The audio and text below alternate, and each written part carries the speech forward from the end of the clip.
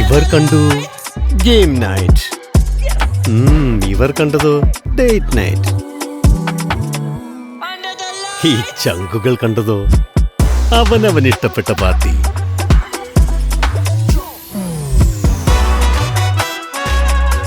ഹാവൽസ്, ഓരോ ലൈറ്റിലും ഡിലൈറ്റ്.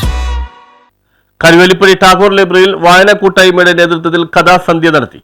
കരുവേലിപ്പടി ടാഗോർ ലൈബ്രറിയിൽ വായന കൂട്ടായ്മയുടെ നേതൃത്വത്തിൽ കഥാസന്ധ്യ സംഘടിപ്പിച്ചു. കഥാകൃത്തും നാടക പ്രവർത്തകനുമായ കെ ജെ ലീനസ് പുഴക്കരയിലെ കാറ്റ് എന്ന തന്റെ ചെറുകഥ അവതരിപ്പിച്ചുകൊണ്ട് പരിപാടി ഉദ്ഘാടനം ചെയ്തു. തുടർന്ന് ശ്രീകാന്ത് മട്ടഞ്ചേരി, ഉള്ളുണർവ്, കെ എസ് സരിത, പ്രകാശൻ പറ്റുന്ന പെൺകുട്ടി, വർഗീസ് ടി തോമസ് തന്റെ പേരിടാത്ത കഥ, സബദ് പനേപ്പള്ളി അഭിമുഖം, സുധീഷേറായി മാമ്പഴക്കാലം, സുൽഫത്ത് ബഷീർ ചിറകൊടിഞ്ഞ കിനാവുകൾ, ഫാസി പനക്കൻ, ധനലക്ഷ്മി, രമേശ് അമരാവതി, സ്വപ്നങ്ങൾ വിൽക്കുന്നവർ, ഇ കെ ബഷീർ, സ്വർണ്ണമാല, പ്യാരി പീറ്റർ, പാവക്കുത്ത്, സീനാമാധവൻ, സ്വപ്നം എന്നീ ചെറുകഥകൾ അവതരിപ്പിച്ചു.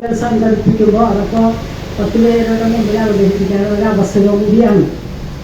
അഭിനന്ദനങ്ങൾ. ഞാനിവിടെ അവതരിപ്പിക്കുന്നത് കൊച്ചനിയത്തി എന്ന എൻ്റെ തന്നെ ഒരു കഥാസമാഹാരം. ഇതിൽ ഞാൻ 10 കഥയിലുള്ളത്. ഇത് 2329 സിനിമൻ്റെ പേരുകൊണ്ട് എഴുതിയ 10 കഥകളാണ്. ഈ 2329 സിനിമയുടെ പേര് ചേർത്തിട്ട് ഞാൻ ഇത് എഴുതാൻ വേണ്ടിയിട്ട് ശരിക്കും പറഞ്ഞാൽ 2 വർഷം ആശ്രാന്ത പരിശ്രമം ചെയ്തു എന്ന് തന്നെ പറയാം. കാരണം ഇത്ര പേരുകൾ ചേരേണ്ടാണ് കഥ ആകെയും വേണം. അങ്ങനെ ഒരുപാട് കഷ്ടപ്പെട്ട് ഞാൻ ഉറക്കൊഴിഞ്ഞിരുന്നു. ഒരു കഥ തന്നെ പല പ്രാവശ്യം എഴുതി വെട്ടി തിരുത്തിയൊക്കെയാണ് 10 ഇഷ്ടപ്പെട്ടത് അത് പറയാനും കൂടിയാണെന്ന് ഉദ്ദേശിക്കുന്നത്. എല്ലാവരും ആ വിധത്തിൽ സഹകരിക്കണം എന്നതിനാണ് എന്നോട് പറയുന്നത്. കഥ എപ്പോഴും നമുക്ക് ആസ്വാദനം തരുന്ന കാര്യങ്ങൾ. കുട്ടിക്കാലം മുതൽ നമ്മൾ കേട്ടുവരുന്ന കഥകൾ പലതും നമുക്ക് വളരെ അനുഭവങ്ങൾ തരുന്നതാണ്.